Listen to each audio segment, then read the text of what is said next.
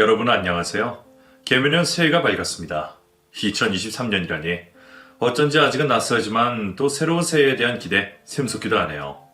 새해에는 원하시는 일 모두 이루는 복된 한 해 되시길 바랄게요. 제 소개를 드리자면 저는 올해 53살이 된 박서연이라고 합니다.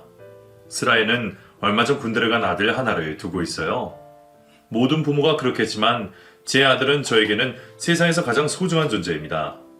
아들에게 무슨 일이 생긴다면 만사를 제쳐두고 달려갈 수 있을 만큼 대신 죽을 수도 있을 만큼 아낌없이 사랑하는 아이예요.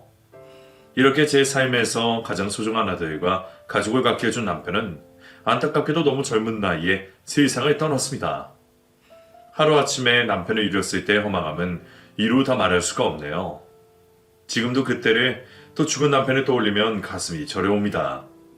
저는 살면서 제 소중한 사람을 몇 번이나 잃는 경험을 해야 했어요. 그 중에서도 남편을 잃었을 때가 제 인생을 통틀어서 가장 암담하고 괴로웠던 시기가 아닐 수 없는데요. 아이러니하게도 남편이 죽은 이후에 저에게도 그리고 죽은 남편에게도 기적 같은 일이 벌어졌습니다. 당시에 가장 많이 했던 말이 세상에 어떻게 이런 일이었던 것 같아요. 거두절미하고 오늘은 제가 가장 의지하고 사랑했던 남편이 죽고 나서 제 인생을 180도 뒤집어 놓은 경험담을 많은 분들에게 소개시켜드리고 싶어서 노트북을 열게 되었습니다. 그럼 지금부터 저희의 이야기 시작해 볼게요. 지금도 여전히 그리운 남편 동석 씨를 처음 만나게 된 건 시간을 거슬러 올라 제가 중학교 2학년 때였습니다. 당시 학교에서 봉사활동을 가야 했는데 아버지가 평소에 후원을 하고 계시던 보육원을 가게 됐어요. 남편은 보육원에서 살고 있던 저보다 한 살 많은 오빠였습니다. 저는 사실 보육원에 있는 아이들은 다 어둡고 사람을 경계하는 이미지를 생각했거든요. 그런데 그건 제 착각이었습니다. 보육원 친구들은 누구보다 밝고 명랑한 아이들이었어요. 그런 아이들이 가장 따르는 사람이 바로 제 남편 동석 씨였습니다. 남편과의 첫 만남부터 참 강렬했어요. 신나고 설레는 마음으로 뜨개 봉사를 하러 계단을 올라가는데 뒤에서 누군가 소리를 질렀습니다. 조심해요! 왜? 제가 당시에 아이들에게 간식도 해주고 뜨개질을 가르치는 봉사활동을 하러 갔었거든요.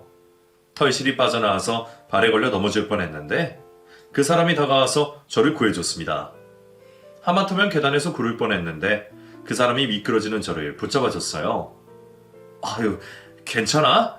여기 계단인데 걸려서 넘어지면 큰일 나요. 조심해. 고마워요. 죽을 뻔했네.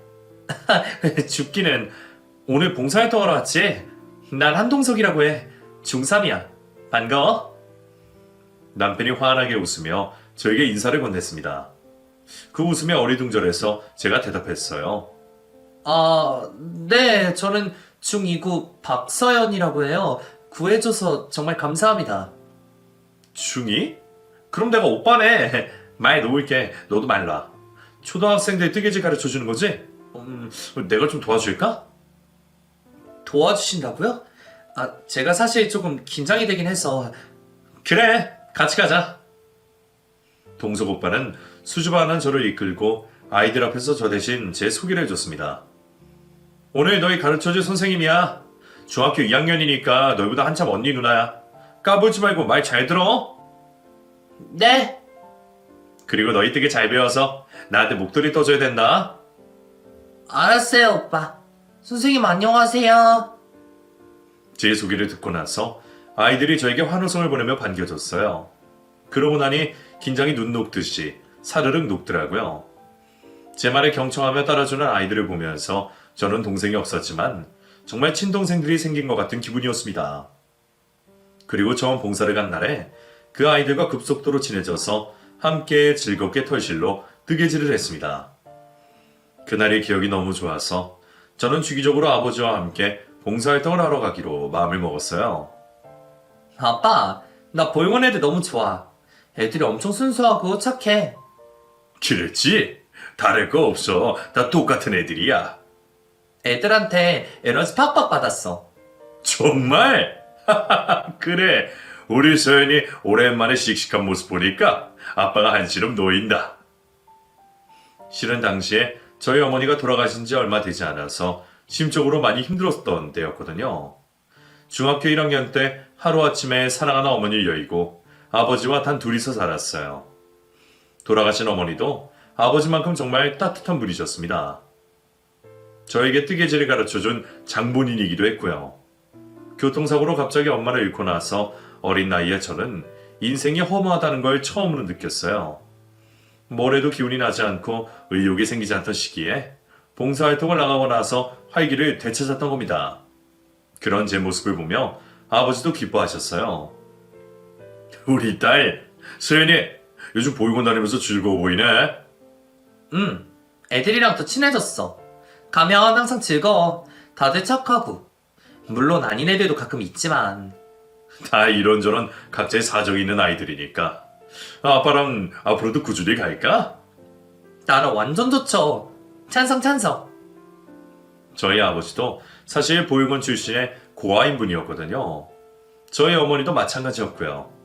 그래서 저는 친척이 없었습니다.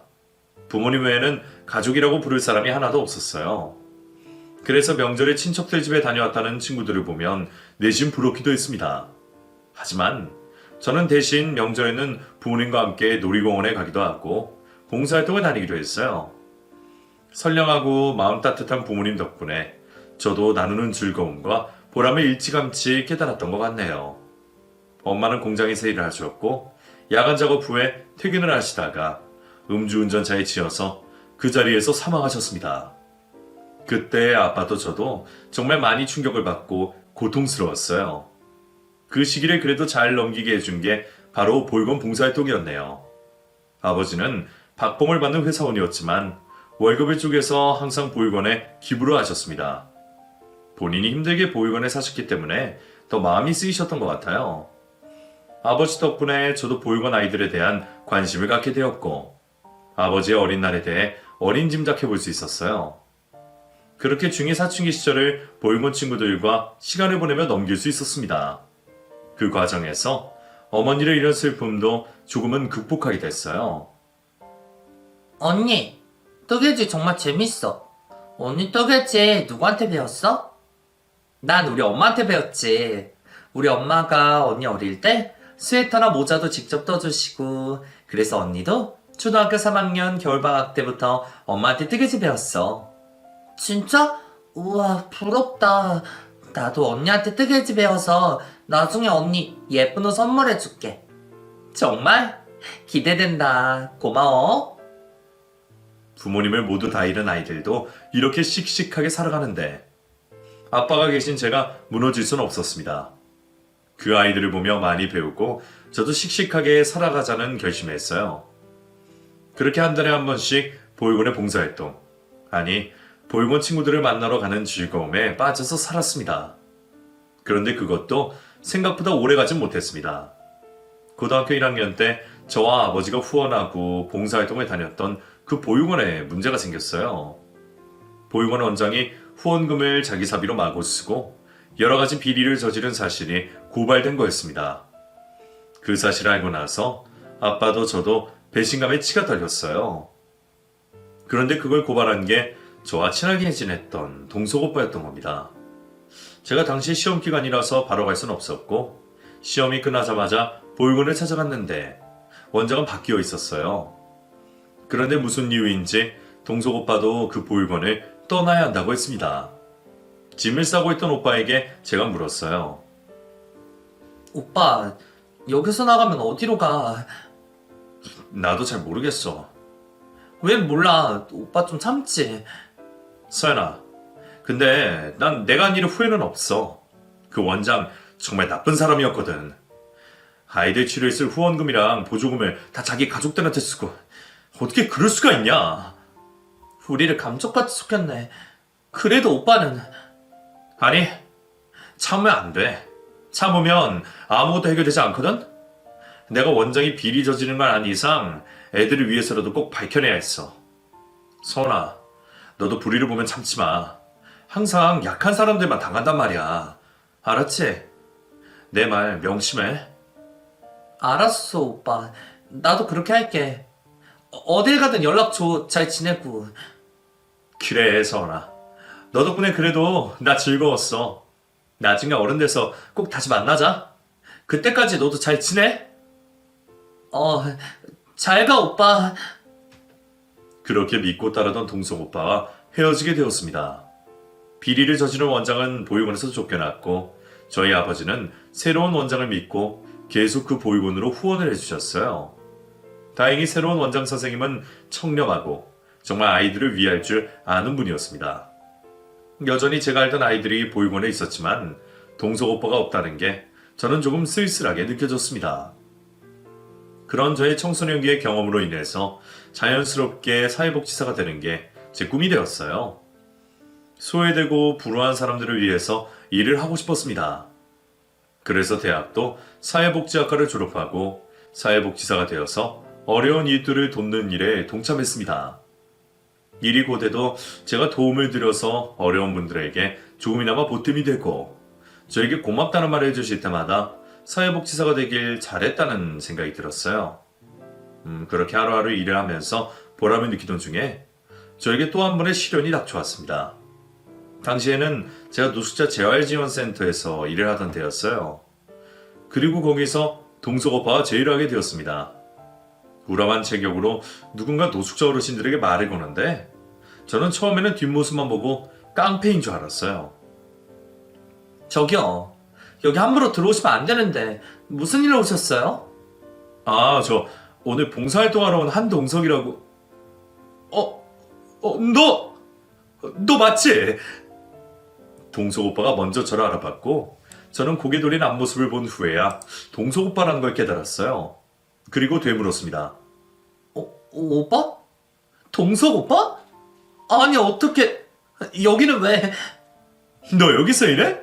야, 진짜 신기하다. 너 소식 내내 궁금했었어. 나 사회복지사 됐어. 오빠는? 지금은 일단 나 봉사로 왔으니까 일하고 이따 퇴근하면 저녁이랑 같이 먹으면서 지난 얘기 나누자. 그래, 수고해. 저는 예상치도 못한 만남에 어리둥절했습니다. 노숙자분들과 자연스럽게 대화도 나누고 알아서 척척 일하는 모습을 보니 한두 번 해본 솜씨가 아니더라고요. 그리고 저녁에 일을 마치고 오빠와 함께 밥을 먹으러 갔습니다. 그제서야 오빠를 만난 게 실감이 났어요. 오빠, 어떻게 지냈어? 이게 몇 년 만이야? 10년 만인가? 그러게 하마터면 못 알아볼 뻔했는데 그래도 얼굴 보니까 딱 넌 줄 알겠더라. 많이 컸네? 오빠도 다 컸네. 나는 경찰행정학과 졸업하고 지금 경찰 공무원 시험 마치고 시간이 좀 남아서 알아보다가 가까운 데 재활센터가 있더라고. 그래서 왔는데 너를 만날 줄이야. 한두 번 해본 솜씨가 아니던데? 나야 뭐 시간 날 때마다 봉사하러 다니기는 했어. 오빠라면 그러고 살 줄 알았어. 경찰 공무원 합격할 거야. 고맙다. 아버님은 잘 지내시지? 그럼 잘 지내셔. 언제 같이 만나자. 나는 언제든 오케이지. 그리고 그날 이후에 하루에 한 번씩 연락을 하며 저희 아버지와도 함께 만났습니다. 아버지도 동석 오빠를 만나고 정말 기뻐하셨어요. 동석이 너 혼자 힘들었을 텐데 경찰행정학과까지 졸업하고 멋있다. 다 아저씨 덕분이죠. 힘들어서 포기하고 싶을 때마다 아저씨랑 서연이 생각하면서 버텼어요. 정말? 서연아! 동석이가 너 덕분에 버텼단다. 저희 아빠가 장난스럽게 윙크를 하며 그렇게 말씀하시는데 저희는 민망해서 그저 깨르르 웃어 넘겼습니다. 그리고 그날 이후로 오빠와 자주 연락을 주고받게 되었어요. 당시에는 정말 친오빠가 생긴 기분이었습니다. 아버지 외에 의지할 사람이 하나 더 생긴 셈이었어요. 그렇게 오빠와 우연히 만난 지 한 달이 지났을 때였습니다. 그날은 아버지와 저녁에 둘이 함께 오랜만에 외식을 하기로 약속한 날이었어요. 아버지가 물회를 좋아하시는데 오랜만에 그걸 먹자고 하셨거든요.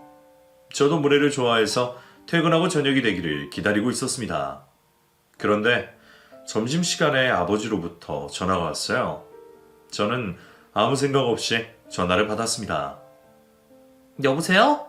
아빠, 점심 식사는 하셨어요? 저기 혹시 박창석 씨 따님 되십니까? 그 말 한마디 들었는데 갑자기 두피에 소름이 삐쭉 솟고 심장이 두근거렸습니다. 네, 제 아빠 맞는데요. 박창석 씨가 지금 급성 심근경색으로 병원으로 이동 중이에요. 네? 그게 무슨... 다시 한번 말씀해 주세요. 뭐라고요? 지금 호흡이 없는 상태라서 땡땡 병원으로 바로 와주세요. 그 말을 듣고 저는 잠시 멍한 상태가 되었습니다. 잘못 들은 줄 알았어요. 정신을 차린 후에 동료에게 사정을 말하고 바로 병원으로 달려갔어요. 가는 내내 이게 다 꿈이길 간절히 바랬습니다. 그리고 병원에 가면 아빠가 장난스레 웃으며 저를 맞아주실 거라고 생각했어요. 하지만 저의 기대는 병원에 도착한 순간에 와르르 무너져 내렸습니다. 저희 아빠 어디에 있어요? 환자분 성함이 어떻게 되시죠? 박창석이에요. 전 딸이고요. 아, 지금 중환자실에 계시는데. 저는 안내를 받고 중환자실에 달려갔고 의사는 아빠에게서 호흡기를 떼고 있었습니다. 뭐 하시는 거예요? 우리 아빠 살려줘요. 아직 청력은 희미하게나마 남아있을 거예요. 마지막 인사 나누세요. 의사가 그렇게 말했지만 저는 제 눈앞의 현실이 믿기지 않았습니다. 그리고 울부짖었어요. 아빠 일어나. 아빠 나왔어. 아빠 나만 두고 가는 거 아니지? 아빠! 그 사이에 TV에서만 봤던 심박수가 멎고 기계가 정지되는 삐 소리가 들렸습니다. 저는 다급하게 외쳤어요. 아빠 나 걱정 마. 아빠. 그리고 의사는 냉정하게 사망 선고를 했습니다. 그 소리를 듣고 저는 잠시 정신을 잃고 기절을 했다가 몇 분 뒤에 깨어났어요. 그리고 마주친 현실에 저는 다시 기절이라도 하고 싶었습니다. 아버지가 돌아가셨으니 잘 보내드려야 한다고 마음을 다잡았어요. 친척도 없고 장례를 어떻게 치러야 할지 암담하더라고요. 그때 동석이 오빠 생각이 났습니다. 그래서 전화를 했어요. 여보세요? 서연아! 오빠. 저는 차마 말을 잇지 못하고 눈물을 터뜨렸습니다. 한참 뒤에야 겨우 아버지가 돌아가셨다는 걸 말할 수 있었어요. 오빠가 단숨에 병원으로 달려와 줬고 장례 준비도 같이 해주고 상주 역할도 해줬습니다. 장례식을 치르면서 문득 이제 이 세상에서 의지할 사람이라고는 동석 오빠밖에 없구나 하는 생각이 들었습니다. 아버지 발인까지 함께 해준 오빠에게 저는 고맙다는 말을 전했습니다. 오빠 고마워. 오빠까지 없었으면 나 정말... 고맙긴. 아무래도 널 만난 게 우연은 아닌 것 같다. 앞으로 내가 네 옆에서 너랑 함께 할게. 아무 걱정하지 마. 알았지, 서연아? 희한하게 엄마가 돌아갔을 때도 지금도 내 옆에서 위로가 되어준 건 오빠네? 제가 눈물을 터뜨리려고 하자 오빠가 다급히 말했어요. 야, 그럼 너도 이제 고아네. 고아 클럽에 껴줄게. 오빠는 애써 그렇게 농담을 던졌고 저는 씁쓸하게 웃었습니다. 장례식을 치르고 얼마 후에 오빠는 경찰 공무원에 시험에 합격했다는 소식을 알려왔어요. 서연아, 나 합격했어. 정말? 축하해 오빠. 이제 내가 국민도 지키고 너도 지켜줄게. 우리 결혼하자. 뭐라고? 오빠는 그렇게 말하며 반지를 꺼내 들었습니다. 저는 왠지 모르게 복잡한 생각과 감격스러운 마음이 섞여서 눈물이 흘렀어요. 그리고 1년 뒤에 저희 둘은 친구들이 모인 자리에서 소규모 결혼식을 올리고 살림을 합쳤습니다. 저도 그렇지만 남편도 제가 있어서 의지가 된다고 했어요. 결혼을 하고 나서 저희는 아이를 1년 뒤에 낳기로 했어요. 그 사이에 남편은 강력범죄수사팀에서 일을 하게 되었습니다. 남편이 경찰 공무원으로 일하면서 의도치 않게 강력범죄자들을 많이 잡았거든요. 서로 일 때문에 바빠서 아이를 낳는 일이 미뤄지다가 결국 결혼 2년 만에 저희는 아들을 갖게 되었어요. 아들을 임신하고 임신 중독증에 걸려서 저는 일을 쉬고 집에 머물면서 재택근무를 했습니다. 저는 아이도 혼자 낳았습니다. 그때 남편이 마약범죄 수사 잠복 근무 중이라 병원에 오지 못했어요. 몰랐는데 경찰 와이프라는 게 상당히 외로운 거더군요. 저는 따로 친정도 시댁도 없었기 때문에 산후조리원에서 일주일간 머물며 아이와 제 몸을 살펴야 했습니다. 산후조리원에 있을 때도 남편은 오지 않았고요. 전화를 하면 끊기 바빴습니다. 여보, 서연아, 나 지금 잠복 근무 중이야. 이 자식 잡아야 되는데. 애는 어때? 괜찮지? 너도 몸조리 잘하고. 끊을게. 직업이 직업이니 이해하는 부분이었지만 그래도 속상한 건 어쩔 수가 없더라고요. 그렇게 산후조리를 마치고 집으로 돌아온 후에 남편은 미안했는지 저에게 어깨 마사지를 해주며 애교를 부렸습니다. 서연아, 그놈 잡았어. 나 혹시 힘들었지? 그걸 말이라고 해? 당신 몸 챙겨가면서 일해. 나 정말 걱정돼. 내 몸을 봐라. 얼마나 건강하냐? 내 걱정은 마. 우리 아들 진호 완전 나를 빼닮았네. 그 후로 저는 갓난아이를 돌보느라 일을 그만둬야 했습니다. 아이가 어느 정도 크고 나면 복지가 하기로 마음먹고 집에서 할 수 있는 보호 같은 일을 찾아서 했어요. 돈은 얼마 되지 않았지만 그래도 애 기저귀 값은 벌 수 있었습니다. 그러다 어느 날 남편이 고주망태가 되어서 집에 돌아왔습니다. 평소에 술을 잘 마시지도 않고 취한 적도 없는 사람인데 무슨 일인가 싶었어요. 소연아, 소연아 미안해. 여보, 그게 무슨 말이야? 내가 정말 그 자식만큼은 믿었는데. 알아둘 수 있게 설명해봐. 무슨 일인데? 그리고 남편은 아이처럼 엉엉 울더니 말했습니다. 내 군대 동기 정식이 알지?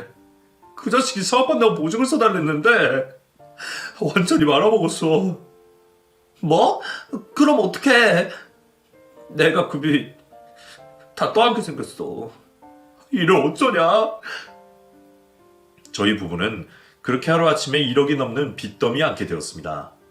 그때부터 밥이 입으로 넘어가지도 않고 정말 절망스러웠어요. 저는 한 번도 다른 사람에게 패 끼치며 살지 않으려고 노력하고 오히려 도움을 주려 했었던 사람인데 왜 저에게 이렇게 차곡차곡 불행이 닥쳐오는 건지 믿지도 않던 신을 향해 원망했습니다. 하지만 아무것도 모르고 저를 보며 깨르르 우는 아들을 보면서 저는 일어서야 했어요. 남편에게도 걱정 말고 힘내자고 말했습니다. 미안해, 서연아. 오빠, 우리 다시 일어나자. 그리고 당신, 앞으로 죽을 때까지 보증은 안 돼. 알았지? 당연하지. 서연아 고마워. 맨날 바쁘고 가정에 소홀하고 보증까지. 다 정말 빵점짜리 남편이다. 그래, 알면 됐어. 앞으로 내가 잘할게. 너가 있어서 정말 다행이야. 미안하고 고마워 서연아. 그렇게 저희는 같이 위기를 극복하기로 마음먹었습니다. 솔직히 속이 타들어가는 기분이었지만 이미 벌어진 일이니 어쩌겠어요. 힘내서 수습하는 수밖에 없다는 생각이었습니다. 그리고 저는 그때부터 아이를 어린이집에 맡겨놓고 닥치는 대로 일을 했어요. 남편이 사회를 위해서 좋은 일을 하는 건 정말 멋있고 대단한 일이었지만 솔직히 월급이 그리 많은 편은 아니었으니 저라도 벌어야 했습니다. 한창 부모 손이 필요할 나이에 제가 많이 신경 써주지 못해서 아들에게 정말 미안한 마음뿐이었어요. 남편도 빠른 직업을 위해서 몸을 아끼지 않고 일을 했어요. 그리고 한 달이 넘는 기간 동안 집에 잘 들어오지 못했습니다. 당시에 같이 살던 내연녀를 죽이고 토막난 시신을 유기한 용의자를 쫓느라 정신이 없었어요. 그날은 4살 난 제 아들 진호가 독감에 걸려서 병원까지 다녀온 날이었습니다. 혼자서 너무 힘에 부쳐서 남편에게 전화를 걸어 짜증을 냈어요. 그게 정말 두고두고 아직까지 후회로 남아있습니다. 여보. 당신 지금 며칠째인 줄 알아? 내가 얘기했잖아. 이놈이 완전 신출귀몰이야. 나 이놈 이번에 잡으면 특진할 수 있어. 오늘 진호가 얼마나 아팠는 줄 알아? 나 정말 혼자 힘들어. 애는 나 혼자 낳고 나 혼자 키워? 나 언제까지 이렇게 힘들게 살아야 돼? 저는 참고 참았던 울분을 터뜨리며 그렇게 말했고 남편은 미안한지 아무 말도 없었습니다. 설아, 오늘 잡을 거야. 지금 그놈 어디 숨어 있는지 찾았어. 지금 잡으러 가는 중이야. 그러니까 조금만 참아. 알았지? 미안해. 그 미안하다는 말 이제 정말 지긋지긋하다. 나 이제 더 이상 당신이랑 못 살겠어. 나 혼자 진호 키우는 게 훨씬 나을 것 같아. 빚 남은 것도 당신이 알아서 해결해. 우리 이혼하자. 범인 열심히 잡아. 그렇게 저는 화를 내며 전화를 끊었습니다. 그리고 그게 마지막이었어요. 남편은 살인범을 잡으려고 6차선 도로에 뛰어들었다가 20톤 트럭에 치여 그 자리에서 사망했습니다. 재수씨, 남편 동료의 떨리는 목소리를 듣고 저는 주저앉았습니다. 아버지가 돌아가셨을 때 받은 그때의 느낌과 똑같은 불길한 기운이 저를 사로잡았어요. 달려간 병원에서는 시신이 너무 훼손되었다며 왼쪽 얼굴 일부만 보여줬습니다. 엉망이 된 남편의 시신을 보고 저는 미칠 것만 같았어요. 여보, 동석 오빠! 왜? 도대체 왜? 그 순간에 저는 신이 없다고 확신했습니다. 아니면 제가 전생에 정말 나라를 팔아먹을 정도로 나쁜 죄를 저질러서 이 생에 이렇게 제 곁에 있던 소중한 사람들이 하나하나 사라지는 건가 싶은 생각도 들었어요. 저는 남편 장례식을 준비하면서 목이 쉬도록 울부짖었습니다. 그리고 영정사진에서 환하게 웃고 있는 남편의 모습을 보며 이혼하자고 화를 낸 게 남편과의 마지막 대화였다는 사실에 저는 절망하고 죄책감에 시달렸습니다. 이럴 줄 알았으면, 이렇게 금방 내 곁을 떠날 줄 알았으면 좀 더 다정하게 말할걸, 기다려준다고 할걸. 후회해봐야 소용이 없었어요. 남편이 순직을 하고 뉴스에 바로 기사까지 나왔습니다. 남편이 쫓던 살인범은 남편이 죽고 난 다음 날에 결국 다른 경찰분들 손에 잡혔다고 들었어요. 저는 어린 아들의 손을 잡고 장례식장에 갔습니다.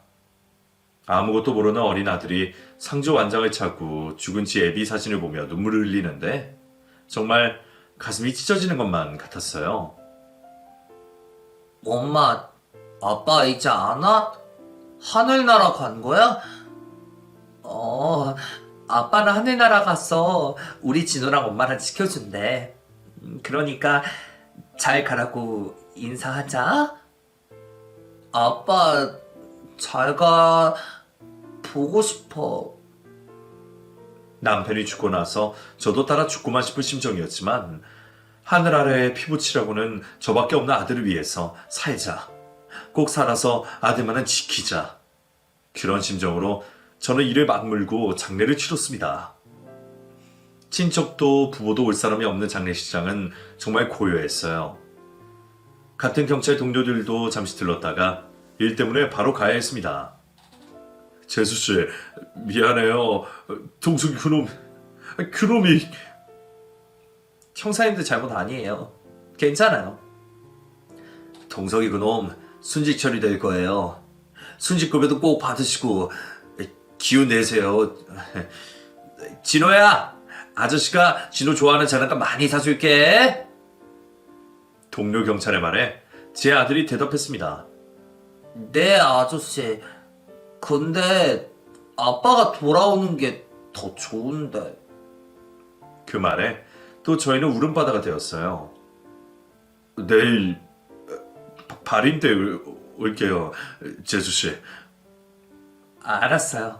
바쁘실 텐데 가보세요. 경찰 동료들까지 다 가고 나니 장례식장에 정막이 흘렀어요. 구벅구벅 저는 아들을 재워두고 저는 아무도 없는 장례식장에서 혼자 소주를 마셨습니다. 그렇게라도 현실을 잊고 싶은 마음이었거든요. 소주 반 병을 마셨을 때쯤이었어요.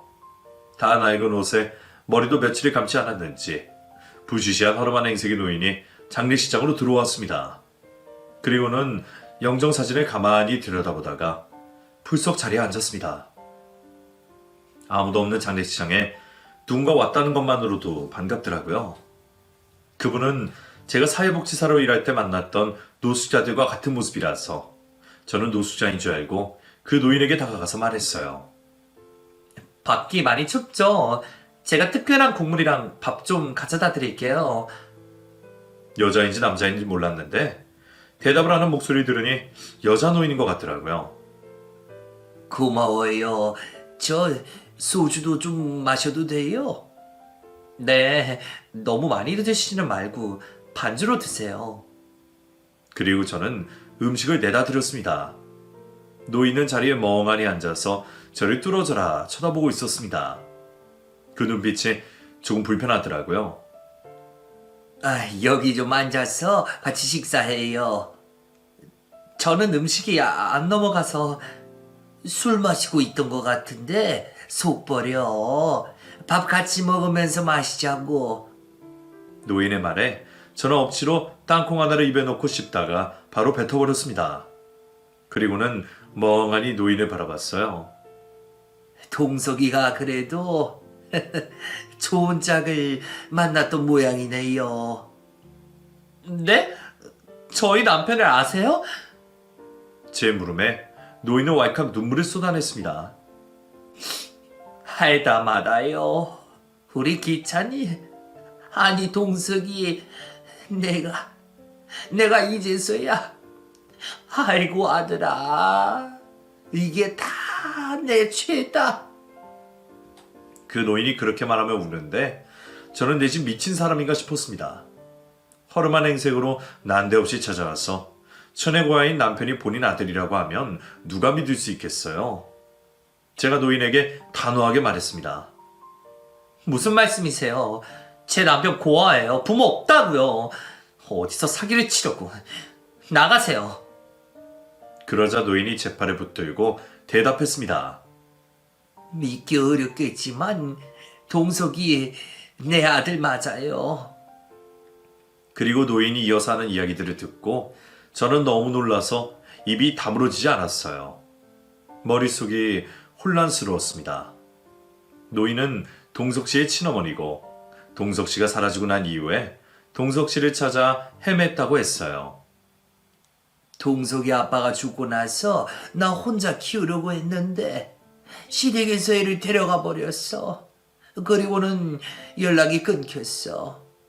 도망갈 시댁을 백방으로 찾아서 아이 달라고 빌고 또 비는데도 없대. 죽었대. 난 그걸 믿지 못했어. 언젠가는 만날 거라고 생각하고 정말 악바리처럼 살았어. 그렇게 사업에 성공하고 부자가 됐는데도 잃어버린 아들을 찾을 수가 없어서 절망에 빠졌다고 하셨습니다. 아무리 뒤져도 없어.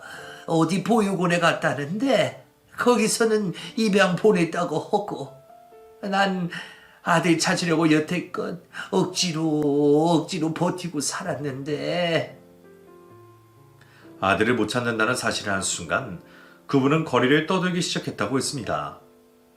전국 방방곡곡을 다니지 않은 데가 없다고 했어요. 그렇게 노숙 생활을 시작하면서 본인의 죄값을 치르려고 했다고 하셨습니다. 난 죽지도 살지도 못하는 시세였어. 그랬는데 터미널 뉴스에 나온 기사를 보고 누가 망치로 내 머리를 세게 내리친 것 같더라고. 그냥 뉴스에 나온 동석이 얼굴을 보자마자 나도 모르게 눈물이 쏟아져 내렸어. 내가 지어준 이름은 기찬이었는데 분명히 이름은 다른데 내 아들이 맞다는 확신이 들었어. 그래서 왔어. 내가 너무 늦게 와서. 기찬아.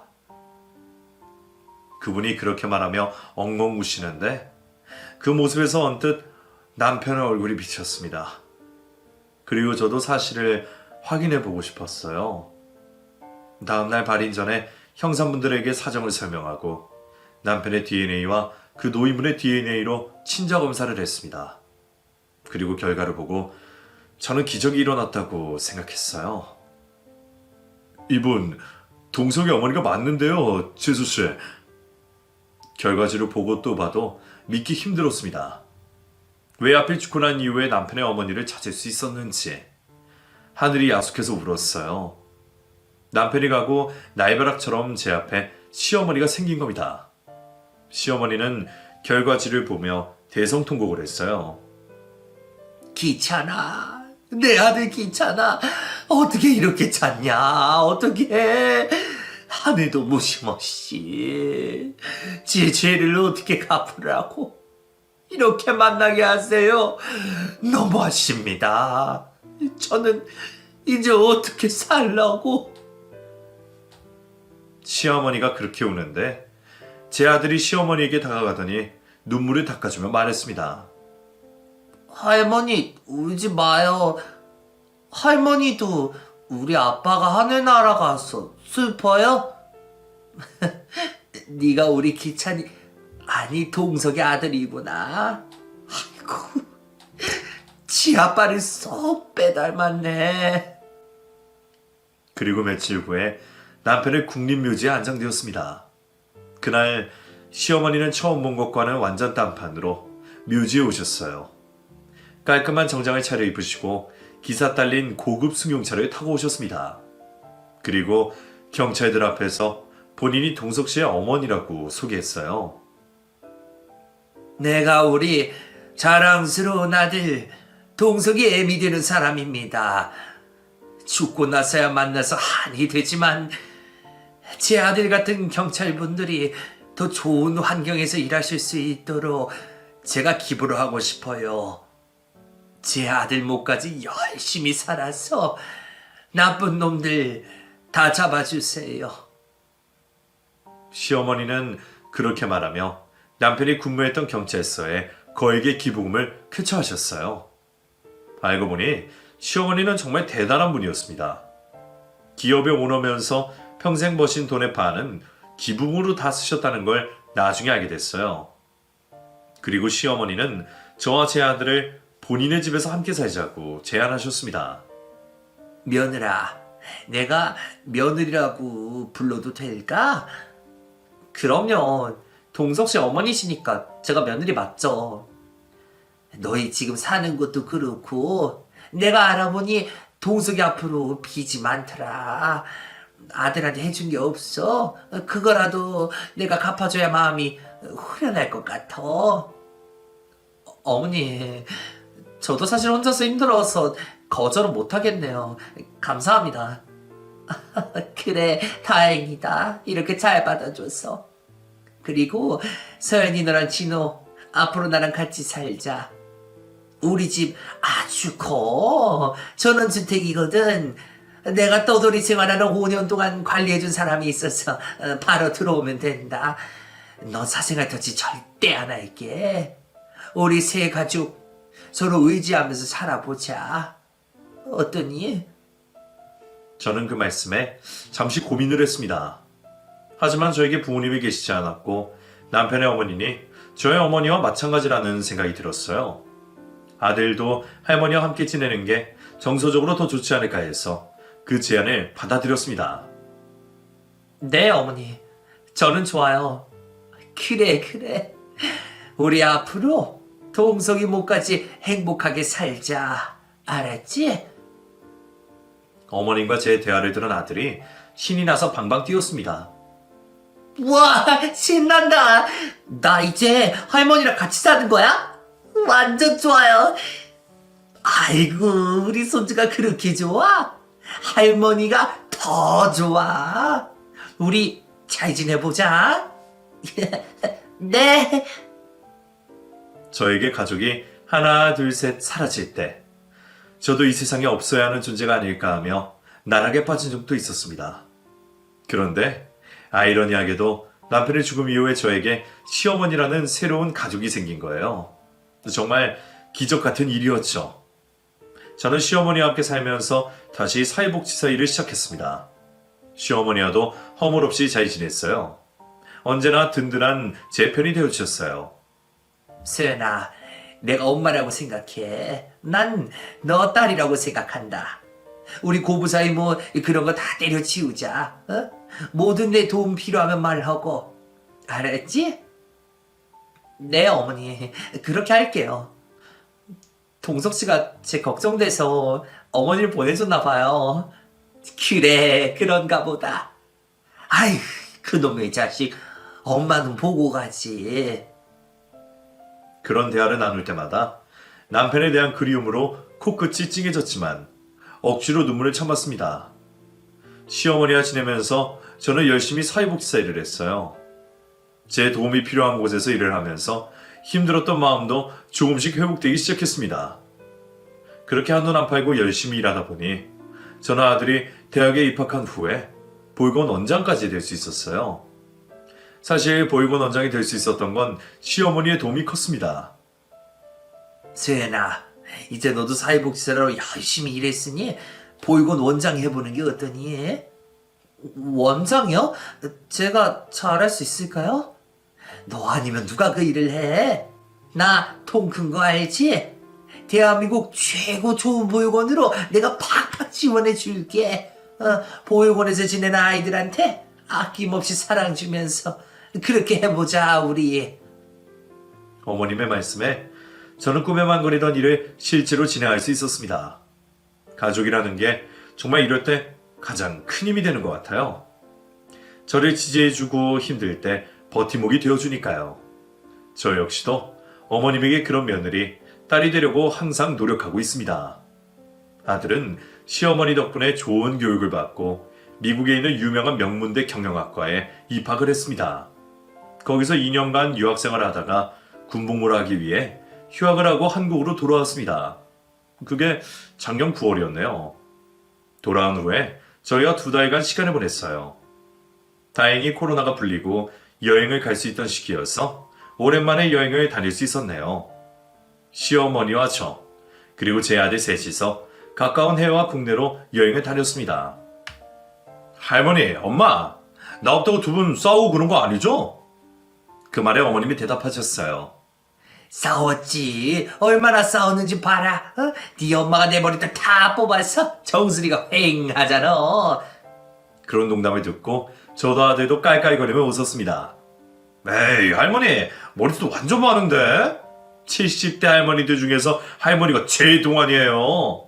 그랬냐? 아이고, 우리 손주는 어쩜 이렇게 이쁜 맘만 골라서 할까? 아까워서 이걸 어떻게 군대를 보내? 아휴, 보내지 말까 보다. 할머니, 저 대한민국 국민으로서 병역의 의무 지켜야 돼요. 할머니 돈 많다고 비리 저지르고 그런 거 아니죠? 아이고, 이놈이 농담도 못해? 그런 아들의 모습을 보면 옛 어른들 말씀이 자연스럽게 떠오릅니다. 시도득은 못한다는 말이에요. 외모뿐만 아니라 아들도 죽은 제 아빠를 닮았는지 불이나 비리에 참지 못하는 성격이에요. 지금 입대를 하고 100일 휴가를 앞두고 있습니다.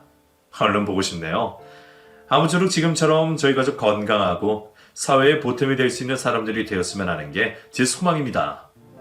여러분, 삶이 저를 죽어라 하는 줄 알았는데 정말 기적처럼 제 삶이 다시 앞으로 나아갈 수 있었어요. 주제는 없는 말씀으로 들릴지는 모르겠지만 지금 힘드시더라도 꼭 버티고 이겨내시기를 바랄게요. 나쁜 일은 어떻게든 지나갑니다. 남아있는 사람은 또 어떻게든 살 수 있더라고요. 포기하지 마세요. 제 사연 여기까지 다 들어주신 분들 모두 복 받으실 거예요. 감사합니다. 다시 한번 새해 복 많이 받으시고 작년보다 더 행복하고 좋은 일들 많이 생기시기를 기도드릴게요. 여러분, 화이팅!